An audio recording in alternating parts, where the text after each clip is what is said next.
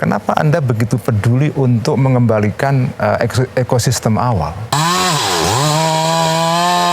Ayo ya. Nggak usah takut. Apa itu katanya apa? Membahayakan deforestation. Akbar ya Allah, astagfirullah ya Allah.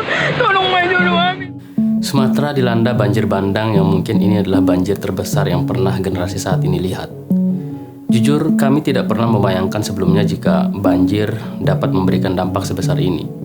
Pemerintah boleh saja memberikan pernyataan bahwa penyebabnya adalah cuaca ekstrim siklon tropis. Tetapi tidak ada yang bisa menutupi mata kita bahwa ada hal lain yang menyebabkan ini terjadi.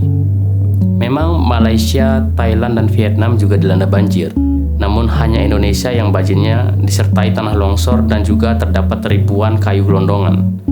Ini seketika membuka mata kita bahwa ini bukanlah bencana alam, tetapi suatu akibat yang sudah terbentuk sejak lama, yang melibatkan campur tangan manusia.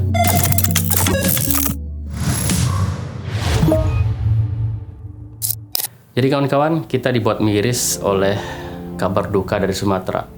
Banjir bandang dan longsor terjadi merenggut banyak nyawa, menghancurkan rumah dan melumpuhkan banyak hal. Melihat fenomena ini, kami yakin kita semua tahu apa yang sebenarnya terjadi. Dan sewajarnya kita memang harusnya marah, terutama anak-anak generasi saat ini. Ini karena ada pelanggaran yang secara sadar dan bangga mereka lakukan. Mereka bukan cuma merenggut keuntungan, tapi juga merenggut masa depan kita. Mereka secara sadar merusak ruang hidup kita, mengambil semuanya. Saat ini hanya mereka yang menikmati. Tapi di masa yang akan datang, siapa yang akan menanggung akibatnya? Ya kita. Mereka yang saat ini menikmati ya hidupnya cuma sementara. Tapi mereka meninggalkan bencana buat generasi yang akan datang. Kita harusnya menuntut adanya audit deforestasi. Ya, walaupun ini sepertinya mereka tidak akan melakukannya. Ini bisa dilihat dari statement-statement mereka di luar sana. Denial, pembelaan diri, dan merasa sudah melakukan segalanya gitu. Mereka sepertinya sudah lupa satu hal yang penting yang kali ini akan kita bahas.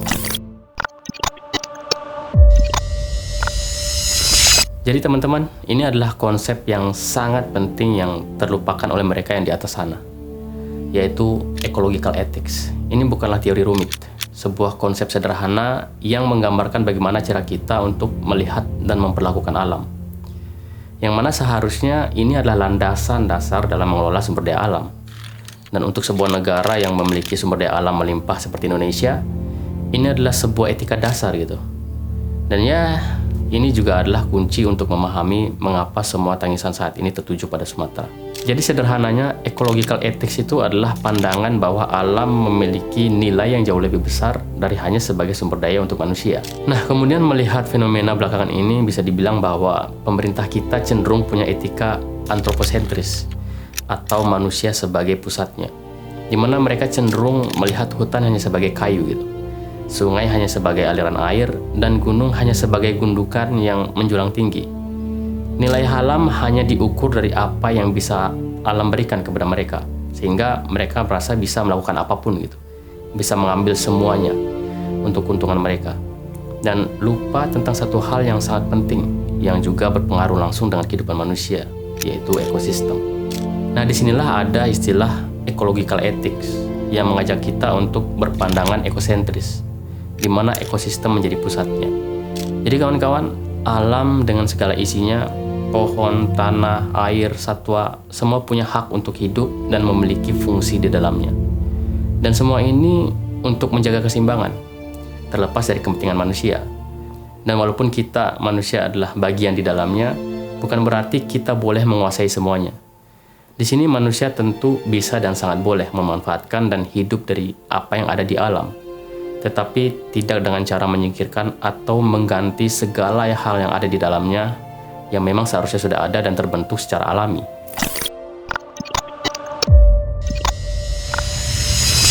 Nah, sekarang kita hubungkan ke Sumatera.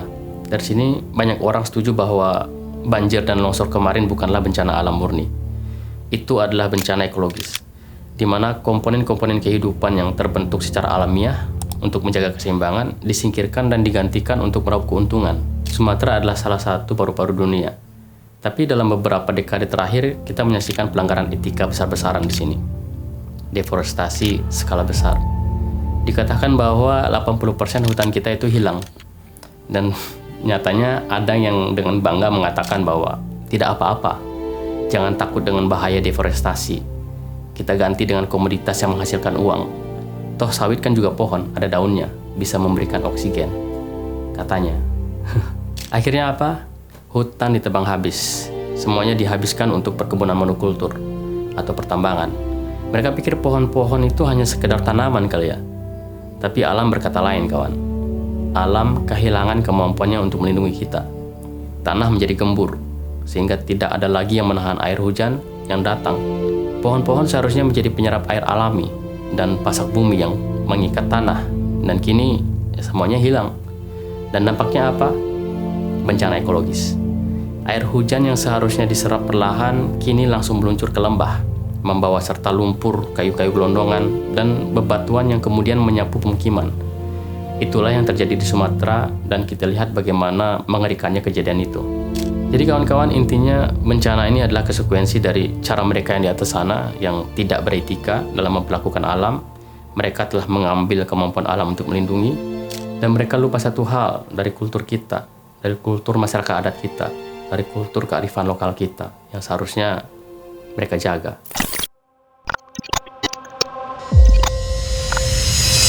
Ya, kita tidak perlu mencari jauh-jauh lah untuk menemukan ecological ethics yang benar. Gitu. Nenek moyang kita sudah mengajarkan semuanya. Di banyak wilayah di Indonesia, terutama pada masyarakat yang hidup dari hutan atau hidup dari alam, ada konsep seperti hutan larangan adat atau lumbuk larangan, di mana terdapat bagian-bagian hutan yang pohonnya dilarang untuk ditebang. Tempat di mana tidak boleh melakukan pemburuan atau harus ada izin tertentu bila ingin mengambil sesuatu dari alam. Ini adalah wujud ecological ethics yang sudah mendarah daging di masyarakat kita. Kultur kita paham jika kita serakah mengambil semua hari ini, besok kita tidak akan punya apa-apa. Kultur kita mengajarkan alam adalah mitra yang harus dihormati dan harus dijaga. Penghidupan hanya dengan mengambil secukupnya. Alam bukan harta milik, melainkan warisan yang harus diteruskan. Mereka selalu menjaga ketersediaan alam untuk generasi-generasi penerus mereka. Dan ini tertanam sangat kuat di dalam etika dasar masyarakat adat kita. Yang seharusnya mereka di atas sana juga harus memelihara, bahkan sekarang mereka harus belajar. Mereka harus belajar dari masyarakat adat. Jadi kawan-kawan, ecological ethics mengajak kita untuk bertanggung jawab bukan hanya kepada sesama manusia saja, tetapi juga kepada sungai yang harus mengalir jernih, kepada tanah yang harus kuat menopang, kepada pohon yang selalu menaungi, dan kepada satwa yang selalu setia menjaga keseimbangan. Mari kita jaga semuanya karena ini bukan tentang kita, tapi juga tentang generasi yang akan datang.